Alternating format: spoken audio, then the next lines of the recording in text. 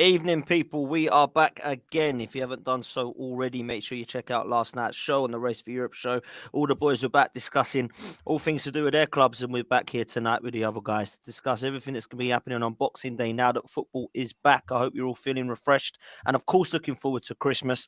I welcome the gang tonight. I've got Dave with me, I've got Joe with me, I've got Emilio with me, and I have Liam with me also. Boys, it's great to see you back. Great to be back, and of course, thank you for joining me. I'm going to start with Leeds tonight, randomly. Joe, good to have you back, man. Cheers, bro. I've got to say this about Leeds. They've been the team this season that has surprised me because I look at them playing and I think, God, you look good. And I look at the results and I think, huh? Sometimes this season it's been a strange one for me. I've really been impressed with parts of your play, and I've really been, I suppose, frustrated as far as Leeds fans are concerned as to why you've not shown a little bit more consistency in when you have been good. So I wanted to ask you in relation to Jesse Marsh and this season, where do you think he needs to improve in terms of going forward for him? Because it's been a strange one, hasn't it? Yeah, it's mad. I'm probably not the best person to ask. I'm not his best fan, I can't lie. I don't enjoy the football. We can play well against the top side because our counter Agreed. pressing Agreed. style enables us to do that because we don't have to impose it. Basically, the big teams come, they try and impose their style, and our counter press works. It worked against Arsenal. Unfortunately, we didn't get the result. We were good against Spurs. We don't get the result, but we went to Anfield. We won there. So some good results. It's against Chelsea as well. Chelsea. Chelsea, yeah, but wow, yeah, 3-0. I don't know. I don't know what the plan is, me. I don't know. I struggle to see what he's trying to do. It's very much like just putting it into an area and hoping for the best. So for me, at times, obviously watching him week in, week out, it's frustrating.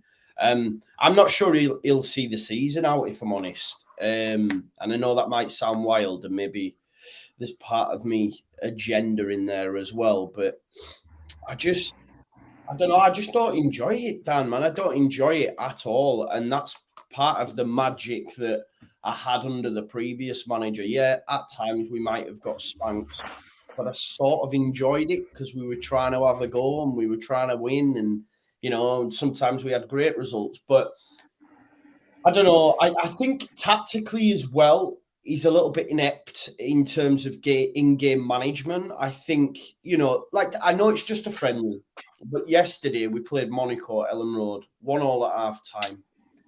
Come out second half, and their coach made a distinct switch, right? Get it down the wings because they're so narrow. Within 10 minutes, we were 4-1 down. So it was like, oh, do you see what I'm saying? And I've seen other little managers make little tactical switches, and he's not on par with the level of coach that he's coming up against. Great manager, great talker. I'm just not sure. I've said this, right? If he does see the season out, we're going to have and Ralph Rangnick, not Ralph Rangnick, although he's from the same school of thought in terms of management, but Ralph Hasenhutl's very similar in terms of what Jesse wants, what Ralph wants. And I think we will have a sort of Southampton style existence in terms of we might win, load on the bounce, and then we might not win a game for 11. You know what I mean? People are saying, oh, I'm being over-exaggerating or whatever, but we went without a win for 8 games before Liverpool. You know what I mean? That's huge. So it's like, yeah, I just feel it'll be so up and down. And my main worry is as well, like from Leeds' perspective, we ain't got no money, man. We ain't got no money. And I look at the state of the squad. I look at clubs in and around us. Forest will do business. Best believe Wolves will not be at the bottom of the table any longer with Lopetegui coming in. They've already bought Mateus Cunha as well, who we were linked with before he moved to Atletico. He's a top player. I know it's not gone well over there, but some clubs don't fit certain players, right? But I just, look at the rest of the table. Like Villa, they're going to climb. West Ham, I think they'll have a better second half of the season. And I'm looking, Bournemouth have just been took over as well. So will they spend? So I'm like looking around at those that are in and around us thinking, oh, I think we're in trouble. So, and we've got City, Newcastle and West Ham the next week. So it's conceivable we might not get any points. And then I'm like, right, okay, something needs to change. But we'll see. We do well against good teams. What's to say we don't beat City? I don't know. I doubt it. Hey, it's bad, isn't it? Because the games we have played well, it has actually been against top sides. But Yeah. does worry me for Jesse March's future when I look at your fixture list there. I wanted to ask you before I come to the other lads, if it doesn't go well, what would you like to see in terms of an appointment at Leeds, bruv? I don't know. I mean, I just wanted a succession plan with the previous manager, and we were told that's what Jesse was, but it's nothing like Beelzebub. I'd Look, it depends what stage of season it is, Dan, and where we are in the league, because this might sound mad, but you know them firefighter men that I'm going to mention that I'm trying not to. It's like, actually, we might have to give old Dyche a call. Do you know what I mean? But ultimately, it all depends on where you're at, doesn't it? I don't know, bro. I don't know. We'll I wait. think you could do a lot. I'm going to say this. If things, let's say you lose the next three against City, Newcastle, I can't remember who else you said, and West Ham. Let's say you lose those three. I think you could do a lot worse than Sean Dyche, to be fair, because the problem you've got, Joe, is it's going to go against what you've said in terms of I don't actually like watching some of the football, because obviously Bielsa was class to watch when he was at it. But I don't think you go down.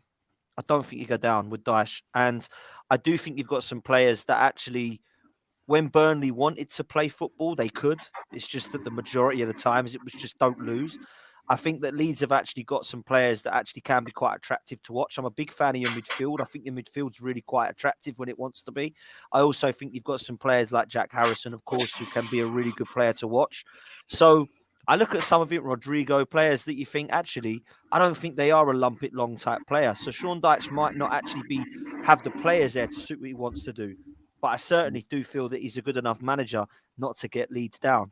But maybe, I mean, for me, if I was a Leeds fan, I'd rather you go for Dyche than Gerrard, because I just think somebody like that, for me, I just wasn't impressed at all. So, Leeds were linked with Gerrard like quite a lot, to be fair, prior to him coming to the Prem, and it was something that I might have seen happening. I don't know. I don't think he's a bad manager. I know it sort of went tits up for him at Villa, but I think there's something there. But let me just say, I'm not advocating for 1 second bringing in Dyche. If any Leeds fans watching this, I'll get banged. I'm just saying, at some point, depending on where we are, it might be needs must, mightn't it? But I don't know. Listen, Victor Orta's got a long list of players and managers that he tracks, and he'll have someone in mind. But again, that's a frustrating thing for Leeds fans, right? Because we nearly got right. We are nearly men when it comes to recruitment. We nearly had Rodrigo de Paul, Mateus Cunha, Charles de Ketelara, Cody Gakpo, or Joseph Gvardiol. All these players that Leeds United supposed to, and our owners goes, no, I'm not too sure. We went for Robin Koch instead of Gvardiol because we were chasing Ben White, obviously, and he stayed at Brighton. Yeah.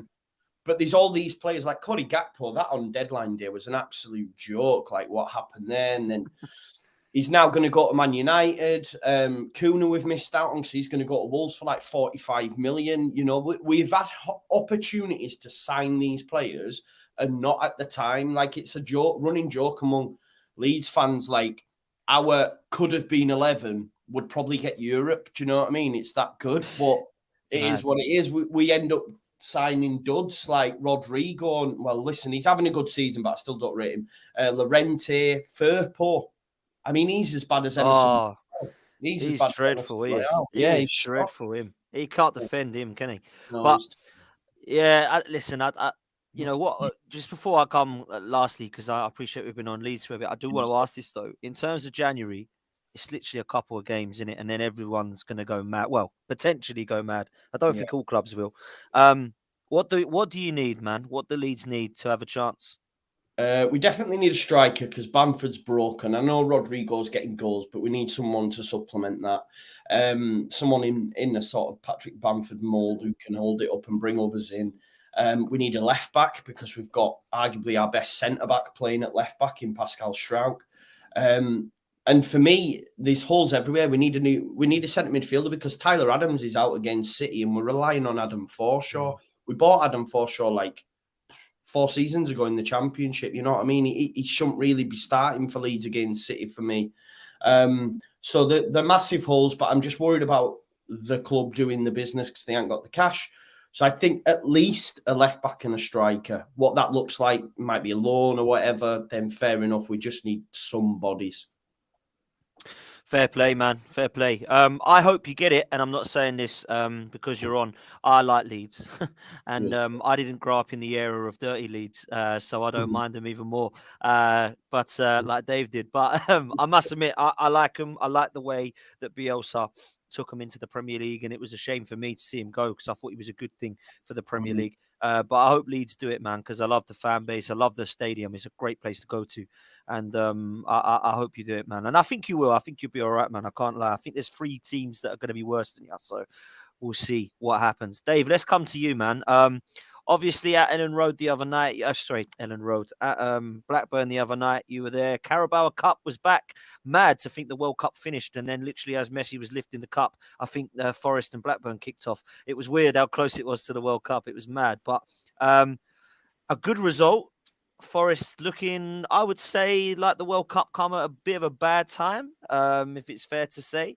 And I felt personally like it's a position now that Steve Cooper can take a little bit of faith in, that they've stuck with him. They give him that new contract. They're backing him. And it looks again like January they want another 2 or 3 players in January because they only got 25 in the summer. More than that. Yeah. So it's mad. What's your thoughts, man, as a Forest fan right now? It looks like it's starting to click into place a little bit more, man. Do you know what, Dan? I do believe it is beginning to click into place. And when we had that sort of week prior to the World Cup where we drew with Brentford, should have won, played really well to beat Tottenham, who I think we're probably looking at Qatar rather than us that night. We won in the Carabao, which was really good. And then we beat Palace.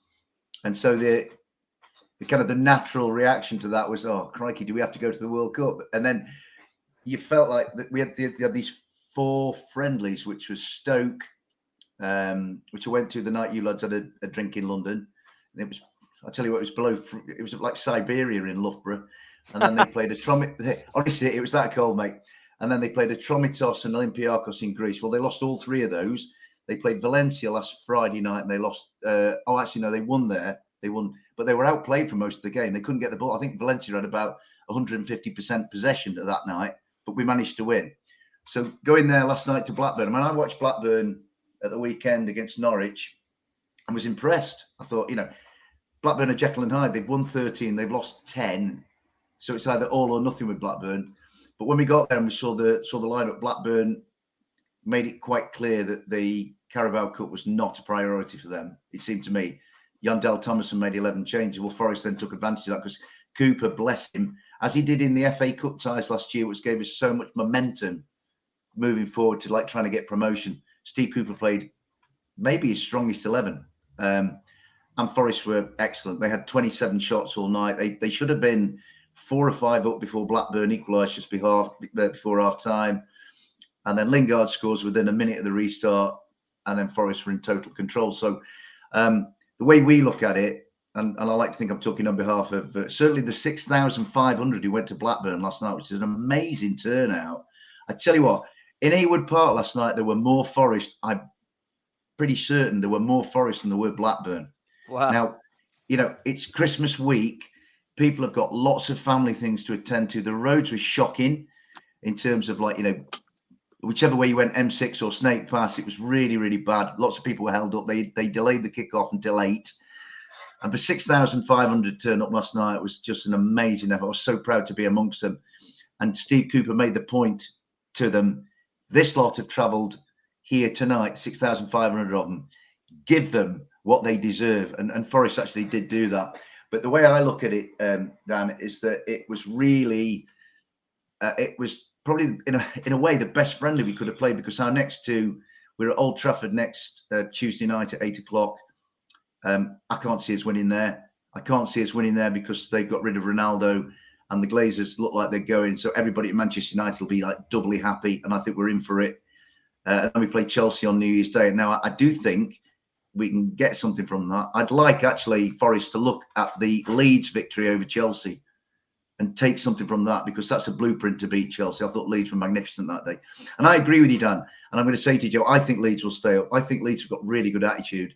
Honestly, I think it's the supporters at Leeds are really powerful. Like I like to think ours are. I think Leeds will be all right. But with us, yeah, I think what it is, Dan, there's a sense that the team spirit in the squad, from all to all, outside observers like myself, the body language looks like this is a gang of lads who enjoy each other's company.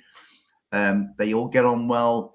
There doesn't seem to be any people rocking the boat. There doesn't seem to be anybody sulking.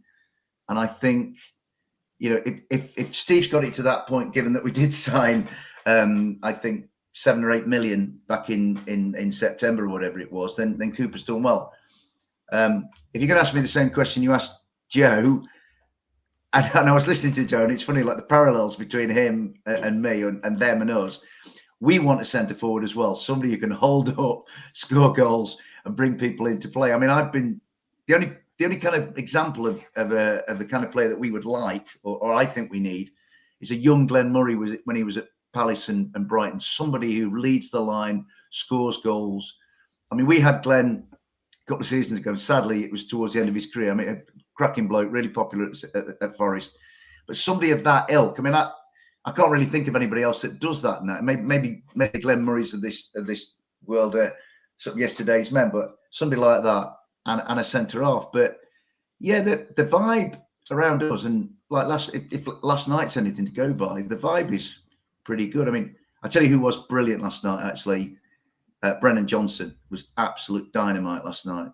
He looked really on it. Nico Williams as well, So, maybe the break for the World Cup did certain individuals well, if not the club and the team. But I was really impressed with our lads last night. It was a really good attitude. And yeah, we'll see how we get. I think I might have said on this before, and I've said on others, I don't think we've seen the best of Nottingham Forest yet.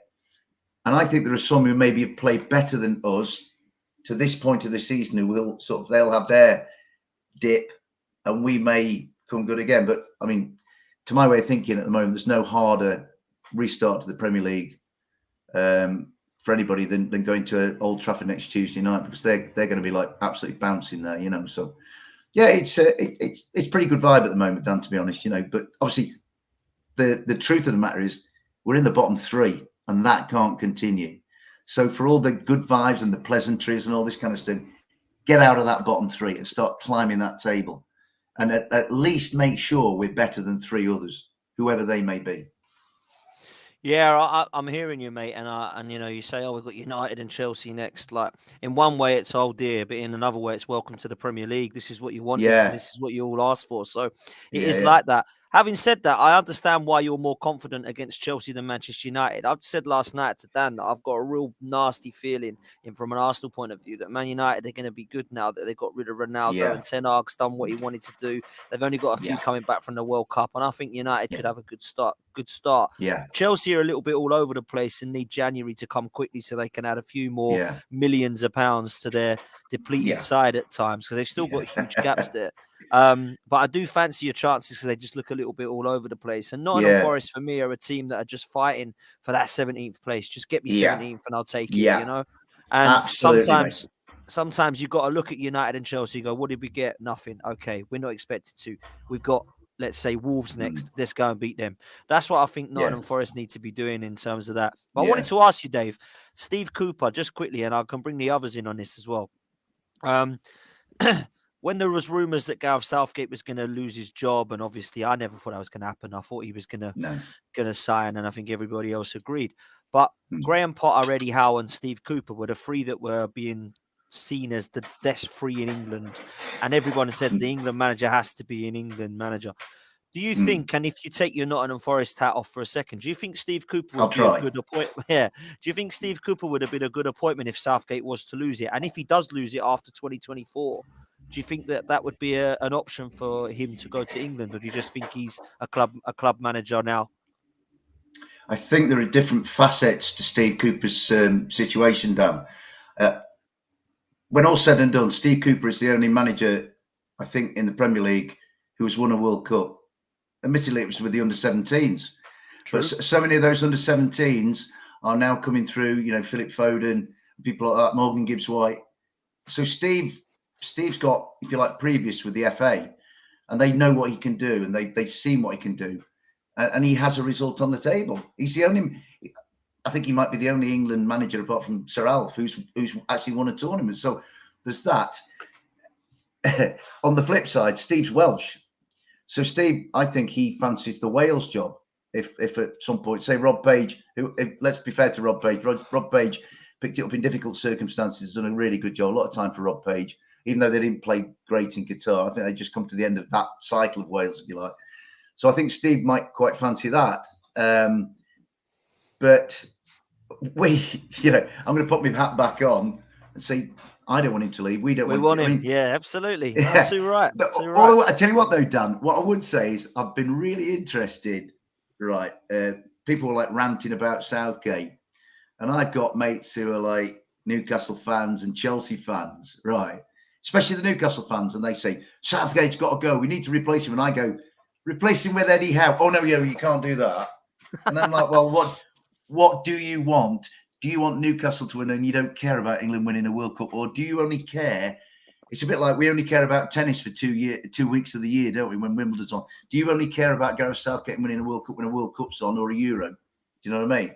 Now, if somebody comes and said to me, I do think Steve could manage England, but because the only thing I would say about Steve is, and maybe this is an accusation that supporters of other clubs could level at Steve, and it's an accusation that a lot of people have levelled at Gareth Southgate, is that great man manager, brilliant communicator, a brilliant builder of spirit, but how is he in a reactive situation when you have to make an off the cuff decision, like in the final, Mancini's done this, I need to respond to that. He didn't. In the Croatia semi-final, he didn't. I do think against France, I don't put the blame on Southgate, I put the blame on Kane for missing the penalty. Gareth actually put Mason Mount on, and Mason Mount got us that penalty, which a lot of people forget. And then it's not his fault Harry Kane blasts over the bar, you know what I mean? So, but to go back to your question, yeah, I think Steve could do it. I think he's eminently capable. But will he? I mean, I personally think if Gareth Southgate's not to do it, Eddie Howe has to do it. He would be my absolute number one choice. That's my number one if Southgate was to go. But I was just obviously Steve Cooper's your guy. But listen, I'm not a fan, if I'm honest, of Southgate. I think every opportunity we've had, he's blown it. Do you know what I mean? And I think it's 24 now, and he's only won 4. Jesus Christ, against the top 10 in the world, he's lost to 20 of them. So I think that says it all to me, really. And it depends, Dan. I like it. It depends, Dan. If you compare him, I'd say my touchstone for what's happened in the last 6 years is that loss to Iceland in 2016, where I wanted Hodgson beheaded right at that minute. It was excuse my language, it was a flipping shocker. That night, I was after the head of that manager, and I don't do that normally because I'm a bit give them the benefit of the doubt. So if you're comparing Southgate to Roy Hodgson, I know which one I'd take. You know what I mean? But the thing is, all I say, like Joe, I know you're saying you like him, but like, did you not understand Saka coming off was I'm not saying it's because that was a ridiculous decision. He's an absolute disgrace. He's got the only reason, like, you got Koundé, who can get caught on the case. I thought Rashford was going to start. Didn't see that happen. I see Foden. He was pretty poor, to be fair. And then you've got Sterling, who's literally just got off the plane after being burgled, and he's bringing him on. I'm thinking, what is actually going on here? Mason Mount he's obsessed with. I know he won the penalty, but it weren't by technique. He just got shoved and fell over. So, like, I don't know. And I know Harry Kane put us out, etc., potentially. But, you're relying on a Spurs lad. You can take the Spurs out of him, but you can't really. So, he's a bottle I totally job, agree with you, Dan. 100%. I agree with you. I think he's bought it every single occasion. I was watching the game up. Yeah. He didn't bottle it. What did he? Honestly, this is what he I'm made saying. the wrong substitutions. We were 1-1 at the game. Yeah, we were absolutely all over France. France had no chance, and he made the wrong substitutions every time. Bringing on Sterling was pointless. Can I just counteract that? So everyone says this, right? His subs were too late, etc., and all this sort of stuff, right? Or you're giving, a couple of minutes. we were on top against France, yeah, 1-1. Why are you changing it at that point? Would any manager change it at that point? We weren't scoring a goal. No, And he didn't change things. Okay, Then so we who went would you- 2-1 down. Then when he changed things, it didn't work. I mean, he didn't really Before- change anything. Yeah, but before they went ahead with the ball from Greece, we were on top. Why are you changing it then? Why would you change it at that point? 'Cause I wouldn't. And the firepower on the bench, and he's given Grealish 90 seconds. I'd have gone, nah, I'm all right, cheers. I'll just sit back down. What But is at the that point of point, you and doing? it was late on, though. This is what I'm saying. I think, yeah, listen, what really gets me, and I guess it's the same with Dave. I could understand everyone's frustration if we were perennial winners, but we never do any. We don't even show up in tournaments. We don't even show up. Joe, from that Iceland loss in 2016 to get to a semi-final, a final, and a quarter, I actually think we've overachieved. The problem is in this country, we believe we're a great footballing nation, but actually the figures don't stack up. We are consistently the most overrated international team of the lot. Stick Germany, Argentina, Brazil, France, Italy, Spain against us, and we're championship level, right? So, and I also think that, do you know what, Joe? I also think there's a dislike of Gareth Southgate's aura and as a person. If he was a ranter and a raver and an effer and a blinder, the gammon would love him, right? Oh, yeah. But me, Joe, what I see dignity, composure, articulacy. I think he is a better representative for our country than any politician. The trouble is he can't take the penalty for Harry Kane. He can't, you know, I managed a team for 17 years. That white line that's about like that, it might as well be a million miles, because when they're on the field, I can't move them about and do things for them. So, but we are not as good as we think we are. I think or as have ever well, thought we are. What's clear to me now as well, like if you look in previous tournaments when we've gone up against big nations before Southgate, the gap was huge. Now, really, we were better than France. Like we were better than France in that game. We were like you could say, but we were the better side. We were the better side.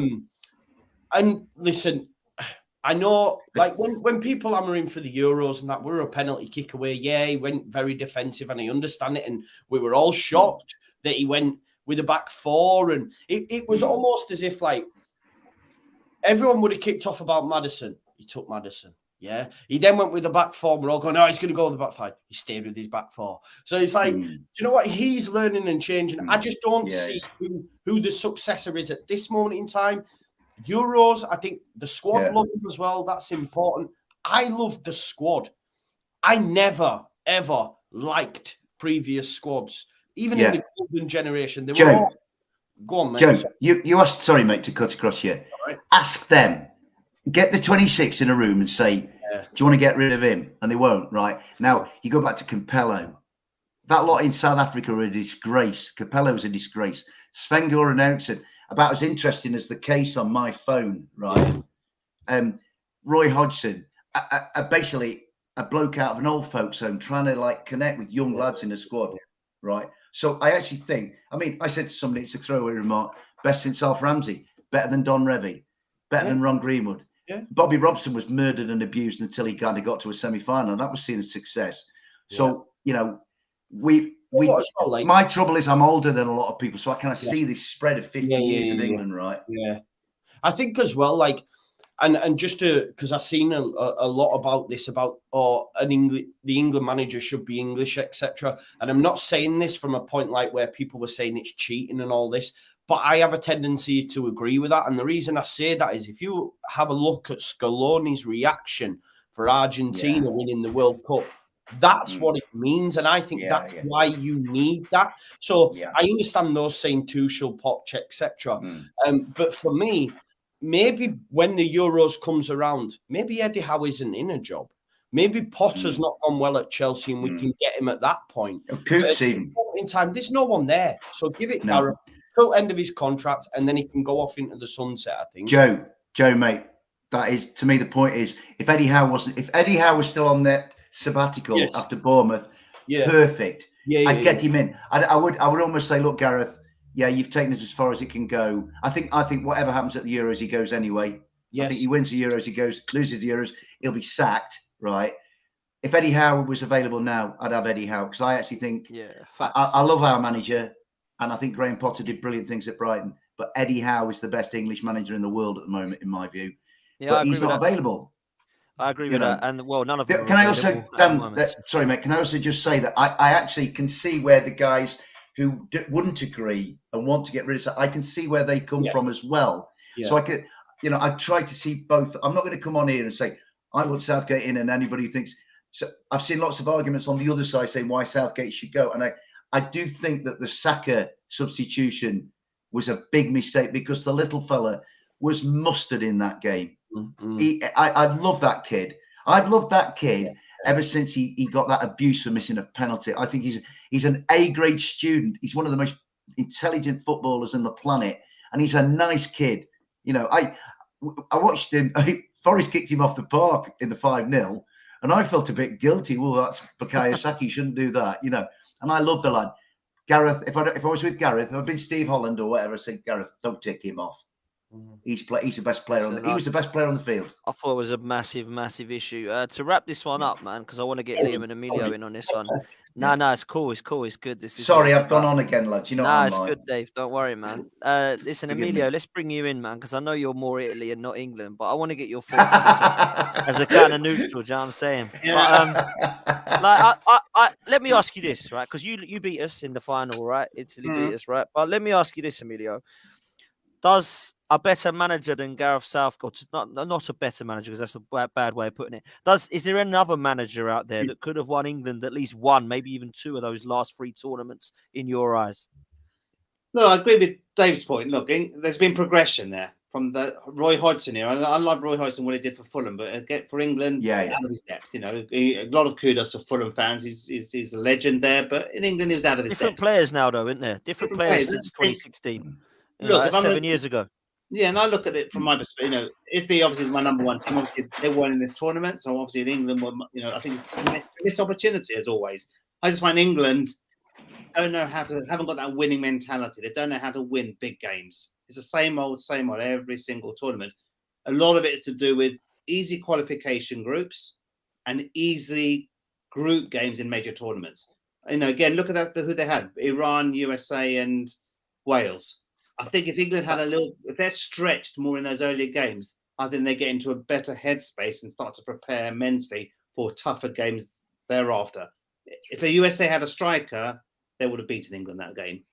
England had some lucky decisions against Senegal first half hour. Went their way. Pickford made a great save. England got the first goal, game over. But England were tested in a number of areas, and they've got away with it. I know everyone's saying, well, decisions didn't go their way against France. Decisions went their way in other games, which on another day would have gone. So I just think, look at it from a neutral perspective, there's a lot of good young talent in this squad. I just don't feel he's getting the best out of them. They're all individually good. I don't see them playing as a unit consistently. And that's what I said the message said about Harry Kane not being world class. Against big teams, forget the penalty for a moment. Anyone can miss a penalty under pressure. But overall contribution and goals record against top 10 teams is not good enough. And England, I think England have got individual talent. I don't think Southgate's getting the best out of this team, to be honest. But I agree with who else is there? Who else can get more out of this young crop of players? You don't want a Martinez situation with Belgium. They had the creme of the creme, and they've been knocked out in early stages of major tournaments. England, if they don't watch it, they're going to have a similar pattern. If they persevere with Southgate too long, you're going to miss. I agree. And Emilio, and we've had a neutral here. Oh man, we've had better squads, man. People forget. People have rose-tinted glasses. We had Gerrard, Lampard, Scholes, Rio, Terry, Cole, Rooney, and then people are like going, yeah, but this current crop, we've had better squads, man. And guess what? Don't note. I think we've had better 11s. I don't think we've had firepower. Yeah, we've had better squads and stuff like that. But when we've had that good squad, these other teams that were so above us, it was unreal. Yeah, exactly. Yeah. Whereas us now, these teams are coming down and we're going up. Exactly. And we're Germany and Spain and all them. Because I look at that World Cup, the only teams I thought were better than us were Argentina and Brazil. Brazil got knocked out in the quarterfinals to Croatia. They did crap. But the problem is, when we played France, their team was so weak compared to what their actual team is. Kante, Pogba, Kimpembe, all these big players are missing. That was the perfect time to play France, and we didn't take advantage of it. So I think if we won that game, we won it. And I think because we're on the up and everyone was on the down, I think we've missed our opportunity. That's the problem for me. I think that's unfair, man, because this is what I'm saying. People just go, oh, well, you always get easy draws. Oh, France are rubbish. Best time to play them. I'd argue, right, and this might sound wild, France are a better side with Giroud leading in the line than the Ballon d'Or winner Benzema. And that's facts, right? You don't have to agree, but in my opinion, that's facts. I think Tchouaméni had a good tournament. I agree with you. Yeah, Pogba and Kante would have started. But I just think it's just the lightning rod. Like, people were having a go at him for picking Maguire. Maguire was class. Do you know what I mean? And that's just the truth, man. He was class.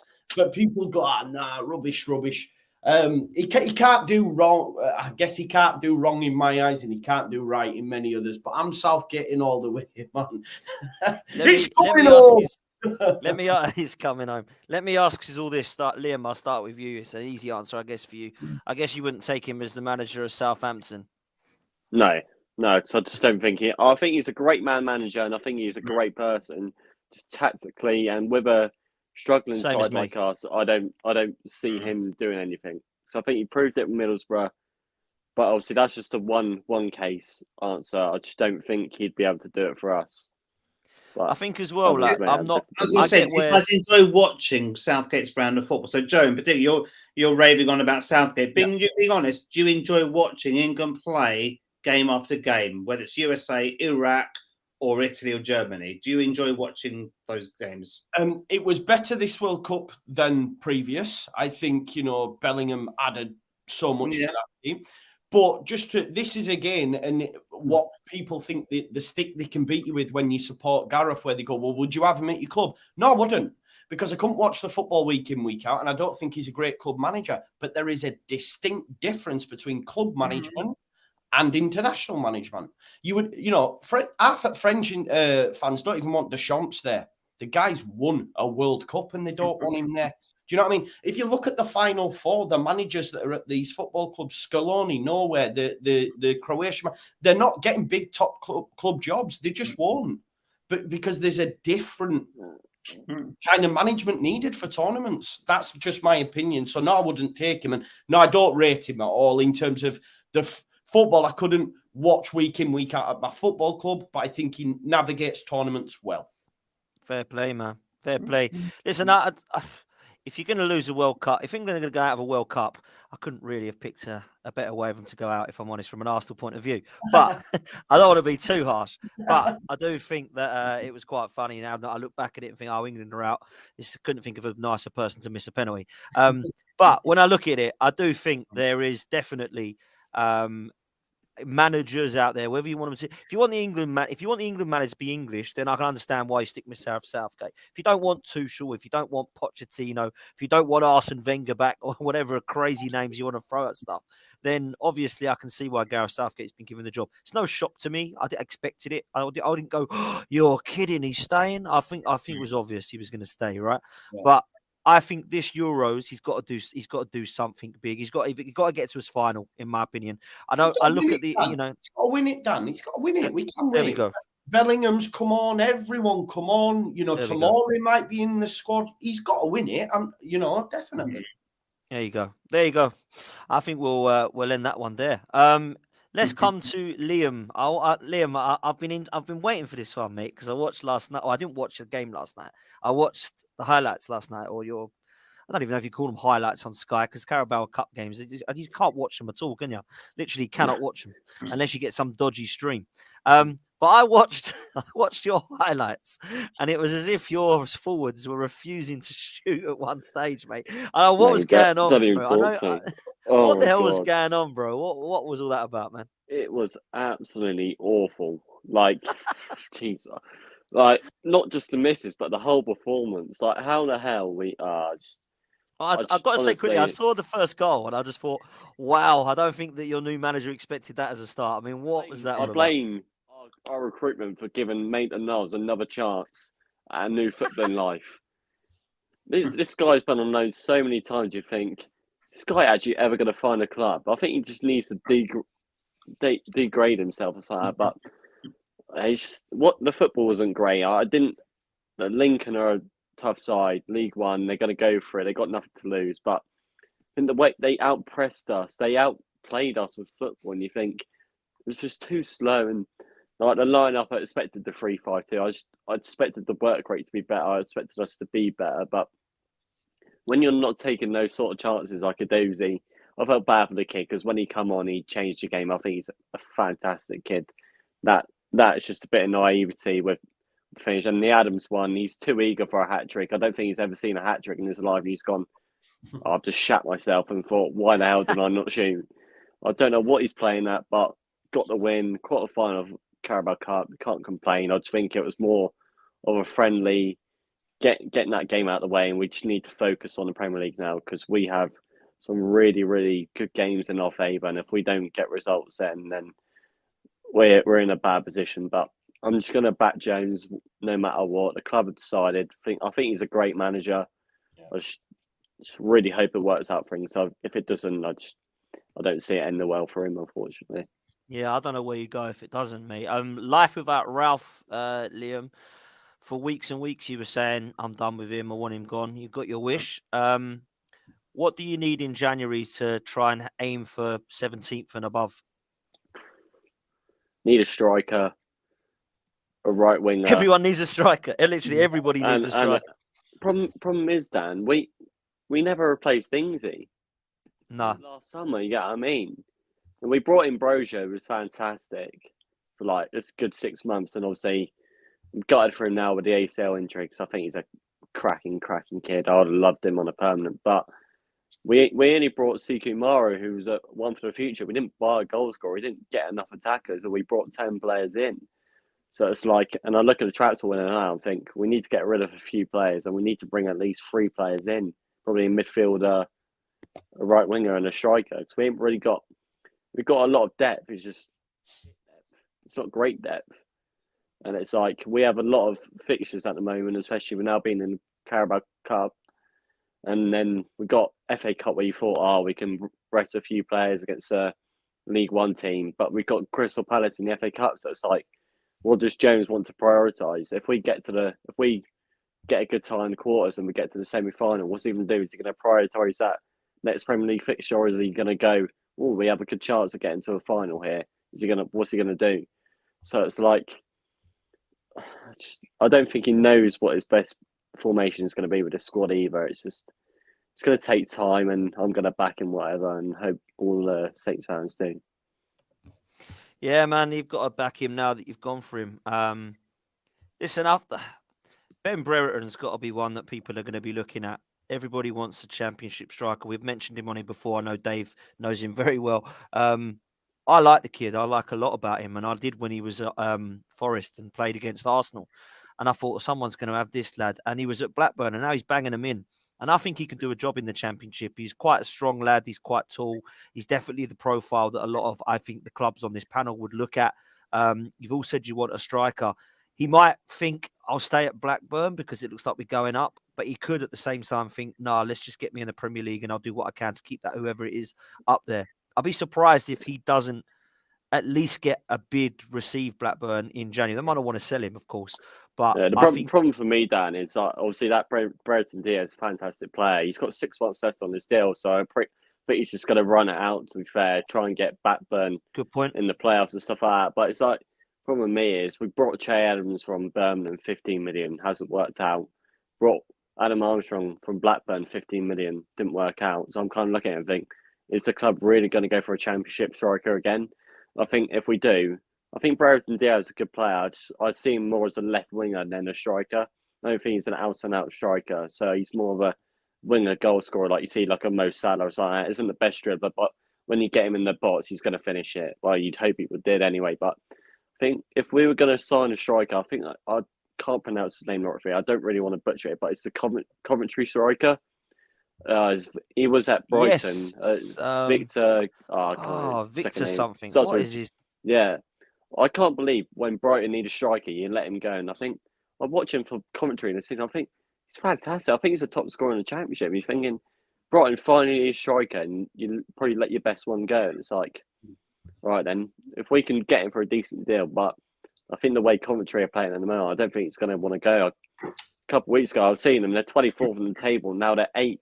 They've got a game in hand, and if they win that, they're 5th in the Championship. You think, Jesus Christ! But yeah, I think I quite like him. The Gorovez or something, where his name is. Yeah, I can't say. I'm not even going to try and butcher his next surname. But yeah, Victor will do. Yeah, no, good shout, to be honest. Good shout and fair play. My mum is in the chat and she's put up an absolute classic question. I need to ask you. You all want a striker? What about Eddie? Eddie Nketiah, would anyone take him? I know, Joe, you had him on I loan. wanted him in the summer. I wanted him on a free. I was thinking, when I saw him sign a contract, I was like, he signed a new 5-year deal just to be on the bench. He would have. I thought he'd be good for us. He was close to Like coming, Leeds. but then he decided to sign a new deal with Arsenal. I think that we were the club really we were waiting on, and obviously he decided to stay at Arsenal. Eddie knows where the back of the net is, but I understand that there's a massive difference between Arsenal and where Leeds United are. Do you know what I mean? So, whenever he was called on in the Championship for us, he scored important goals. Brentford, we played Brentford at home, and he got a late winner there. He got a couple at Barnsley.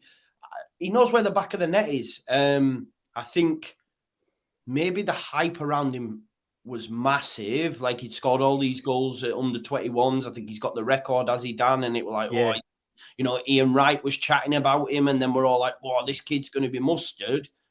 And then it hasn't really worked out, has it? So I get why Arsenal fans are disappointed and ways have started why you don't want him leading the line. But I would take him. Yeah, I don't think he's a bad player. Yeah. Listen, I think he's a player that will do a job for probably the teams on this panel, and that sounds disrespectful, really.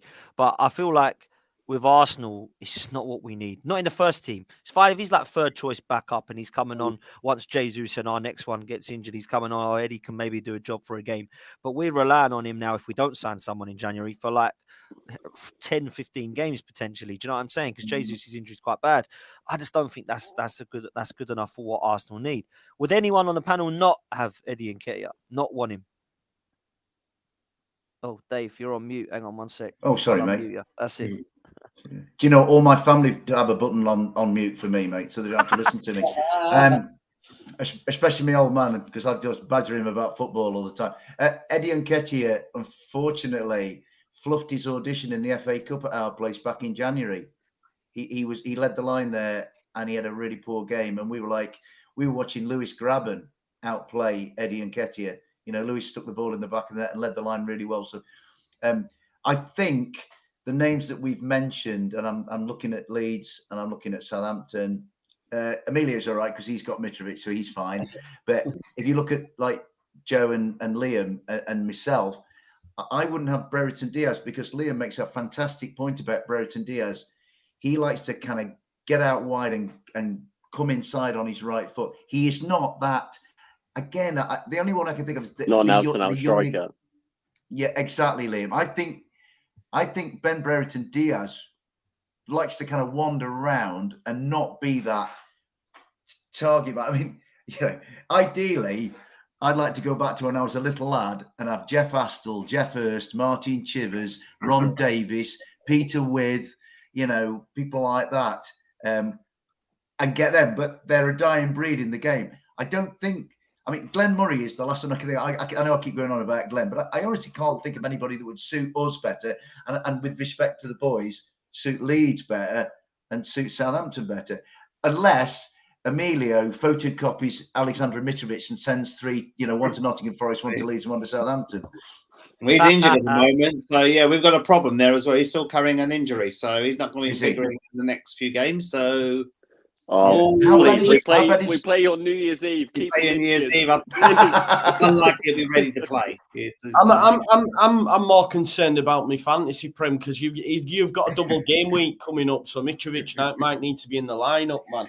We've got Palace on Boxing Day and Southampton next weekend. Yeah, they're both winnable games for us, but without our big man there. And we've seen in those games before the World Cup, Man City away and Man United at home. We lost both narrowly in both games, and we didn't really have our big man there. If we had him playing, we would have got something out of the certainly out of the Man United. We would have beaten him if Mitrovic was fit. Played with the injections in the World Cup, so he's not fully fit, and it's a blow for us. And we need to get some depth in January. So I know we're reasonably safe at the moment, but wherever you are, Dave, to where we are, it's only two games, 6 points, not a lot. And we play Southampton after, so we go Old Trafford Tuesday, Chelsea on the Sunday, and then we've got what we're looking at as a really big game for us at like 7:30 on the 4th of January at Southampton. So, but they're all big games, aren't they? We're the same, Dave. We've got Brighton at home and Fulham away, then you guys at home. So massive games for everyone. Massive free games for Southampton, that man. Massive, all three of them. That's you can't drop many points there if you're serious. Do you know what I'm saying? But Emilio, Fulham probably on the panel are the ones that are looking at the moment not so down at 17th, 18th, 19th, 20th. But a lot can change. Obviously, Mitrovic is huge for you. January's coming round the corner. What would you like to see happen? Because Fulham spend money, mate. Trust me, they do. Yeah, depth. I want depth. We've had a lot of injuries since October, to be honest with you, and our squad has been a bit decimated. And we've seen when the big man's not playing, we're not scoring as many goals. We need again. Sounds great. We do need another striker. We need to get better quality up there to support Mitrovic in his absence. We've got Carlos Vinicius. He's got his first goal for the club against West Ham at the weekend in a friendly, but against Man United and Man City, just look passive. It's pedestrian, to be honest, not offering any value there, to be honest with you. So that's a concern for me. I think right back, we've been heavily linked with Suarez as well. So is he going to add a bit more depth in our squad? Possibly. I know Arsenal, you're trying to offload him. So I'll take him just because it adds depth to the squad. We've got Kenny Tete is a good right back, injury prone. And the right back we bought in the summer, Mbappe from Switzerland, has been shocking, to be honest. So he's probably going to be on his way out. We need cover there. So for me, it's all about getting cover in key positions. We've been linked with a lot of players, a lot of, I would say, grand players, individual, not some Portuguese players. I think it's Pablo Maia, central defensive midfielder we've been linked with, a few other and other Senegal international players. So no big standout names, but we need depth. We can get some depth because our squad is a little bit thin at the moment. I just worry that if Mitrovic isn't fit for the next few games, then where our goal is going to come from. And these are 6 pointers that we need to be at least not losing against Palace away and Southampton at home. But those were games I would have targeted 4 points out of 6 minimum for those 2 games. So it's all about depth because things, like you said, Dan, things can change very quickly. We're going to run 3 or 4 games without a win. The tide can turn very quickly. And to be honest, the pre-season or the season, before the World Cup finishing, it's probably done some of these teams a favour. They've had time to regroup, reassess. Whereas Fulham had a bit of momentum there.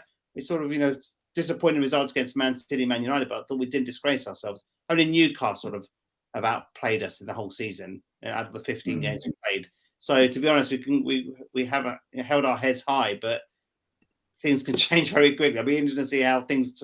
It's the start of a new season, effectively, isn't it? If you think about it, it's like pre-World Cup was last season. Now we're starting a completely new season.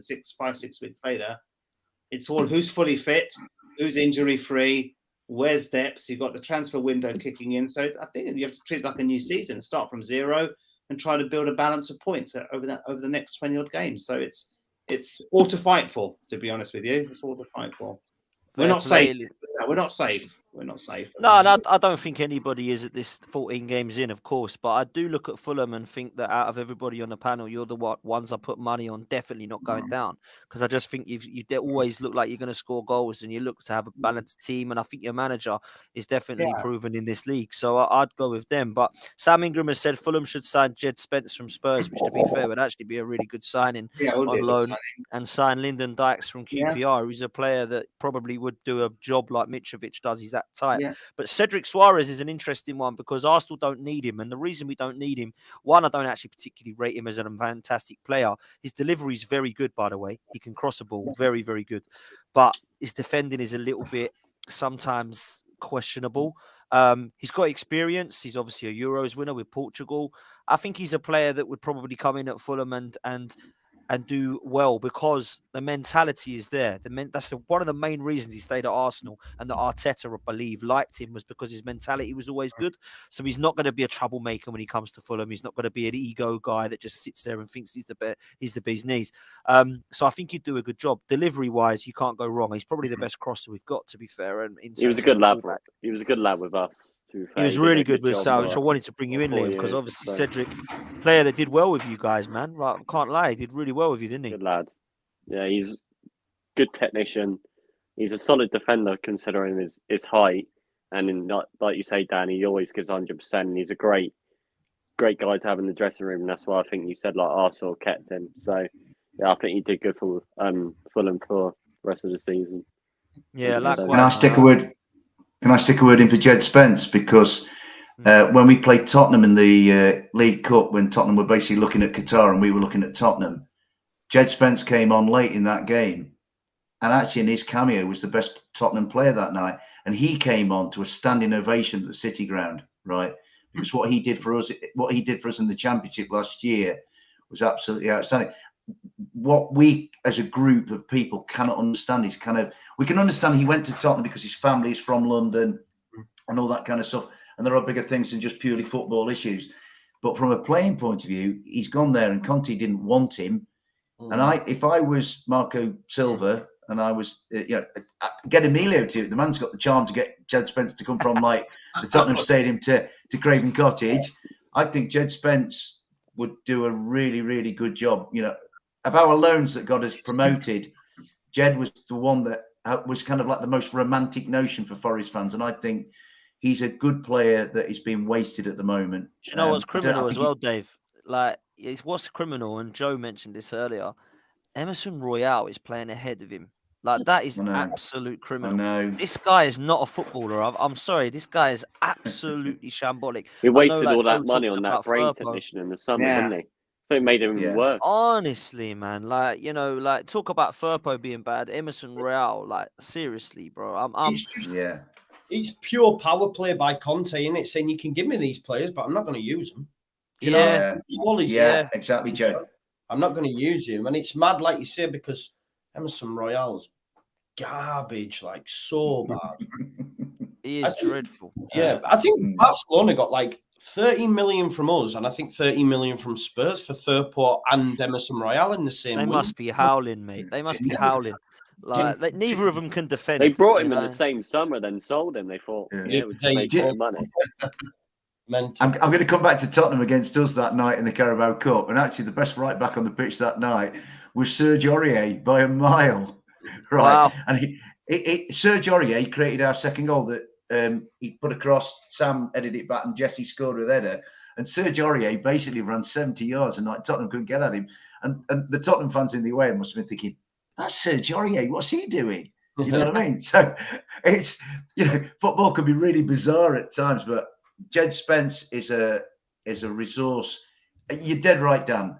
How Emerson Royale, who sounds to me more like a burger than a footballer, how he can be ahead of Jed Spence is frankly astonishing to me, based on what I saw and what my family, my Forest family, saw last year.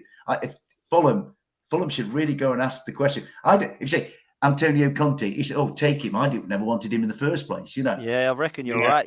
I reckon you're right. Listen, to round up the show, want to put this one in to the chat. Corey has said, "Do you see any other managers getting the sack, and if so, who would be in contention?" And I was going to ask this to you individually, but we might as well do it to a close. What's people's thoughts on this one? Who do you think is under pressure? I know we mentioned Jesse March with Joe earlier. Is there anybody you think at the moment, like, need a good start, otherwise they could get sacked? We've already seen, didn't we? Like, a few games in, all of them started to happen. Do you think this could happen again, Joe? I think Lampard. And listen, I'm not his biggest fan. I was going to say that. Yeah, me too. Same. The fans have started to turn as well, haven't you? You see them images at the end of the game where they were like throwing the shirt back on the pitch. The 2 games at Bournemouth, Joe. Yeah, it was terrible. And I don't think he's great anyway. So if January didn't go well, then it might be Lampard. I think they've got some good fixtures as well, because I know they've got Wolves and us at home in their first 3. and Yeah. someone I else. think- I think they've got David the city Moyes. David between Moyes was under pressure I as was well. going to say that. Yeah, I was going to say him as well. that's a shout. Yeah. Yeah, You can't spend 180 million and then be in 12th position. You just can't do that. No, So, no. they got Arsenal, they got which I'd like to think we can beat them in the Emirates. Obviously, they've got Leeds. Joe? Yeah, we've got Leeds third game. Yeah. Yeah, they have, Yeah, and I think Yeah. I don't know who the other one is they've got, but they ain't got an easy-ish game. So Moisey could be, and obviously we've mentioned Jesse March as well because Leeds haven't got easy fixtures either. So yeah, apart from that, I don't see any of the other managers unless something major goes wrong. The one that I will say though, because we spoke about it earlier, and big up Corey by the way, thanks for the super chat, brother. Thanks for the question. And apparently Levy out is now trending again because Conte's future's in doubt because they're not going to give him money in January. Now, I thought Conte would see out his contract, and I don't think he'll extend it. I think he'll go at the end of the season, whatever, and I hope he does. Right, but my mate said I think he'll go in February. It'll be about February, and he'll go. And I said no chance. He'll just stay till the end, see what he can do with him, and then he'll leave, whatever. But if he doesn't get backed in January, then he might do. He might just say, "Do you know what? I'm off. I've had enough of this. I've come here for 18 months. I've told them this is what I need. They ain't giving it to me. I'm going." So that's the only other one that people, might look at. Dan, sorry, Dan, can I just come in there? When I watched Tottenham against us in that Carabao Cup, and to be fair to Tottenham, he picked a strong team that night. They were pretty abject. We walked out the ground, and Forest, we thought we could have beaten them 5 or 6. Jesse Lingard just completely ran the game. So if you're Tottenham and you're watching little Jesse Lingard running the game, you've got serious questions to answer. That's a worry. And I think I tell you where it's coming. Now, and I love Jesse. I think he's a real good kid. Because he annoys everybody else. But what I would say, I think there's a fixture lumbering on the horizon for Tottenham Hotspur that I think could finish him off. And am I right in thinking that Arsenal go to Tottenham in the next month or so? We do, yeah. In the next 5 games. Now, We've got some really tough ones. If you're lot, Dan, who, let's be honest, are the best team in the country because tables don't lie, if they go to the Tottenham Hotspur Stadium and they whoop Tottenham, he'll be gone. I'd love that. I think Spurs fans have got to look at it. They've got 2 options. They either get rid of Conte and get someone who's going to play attractive football, or try and stick with Conte and hope they win something. But the second option, I don't think it's going to happen. I just don't. I think no matter how good Tottenham bring in a manager, I cannot see them win anything. And that epitomises it when they turn up to Forest and get battered 2-0 in a cup where you're thinking, Tottenham got to go and win this. Because if they get knocked out early in the FA Cup, they're done for. Yeah. I just hope they get out the FA Cup. I thought it was brilliant when Forest beat them because I They have must admit, Pompey in the 3rd round, so I kind of hope to see any game they win. I absolutely hate them. I can't stand them, as you know. I don't think many people do like them. But, Brilliant, Liam. Let's see. Guys, we're going to wrap it up there. Absolute legend. I've got to go and watch the football, and it's already kicked off.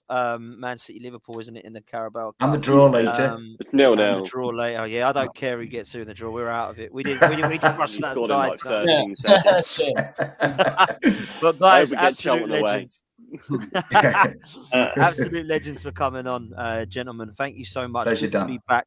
And I want to say, first of all, have a wicked Christmas, all of you, and everybody in the chat. Thank you. And second of all, thank you so much for the first 14 games in the first half of this season, for all of your content and all of your help and support for this channel, man. You've been absolute legends, all of you, for jumping on, and long may it continue. I absolutely love this show, love talking to you all, and it's great to hear everybody's opinions and everybody's honest opinions. All of you are great, all great supporters, all great fans, and are so articulate with how you represent your club. So big up yourselves, and thank you for joining us. Have a great Privilege, Christmas. Dan. Thank you, mate. Nah, man, thank you. Honestly, You too, all of man. you Thank guys, you for bringing us on. so much. Happy Christmas, everybody. People watching, Christmas, listening, Haaland just channel. scored, by the All way. the best, guys. Oh, surprise. Haaland's just scored 1-0 City. We'll end on that. Take it easy, people. Apparently so.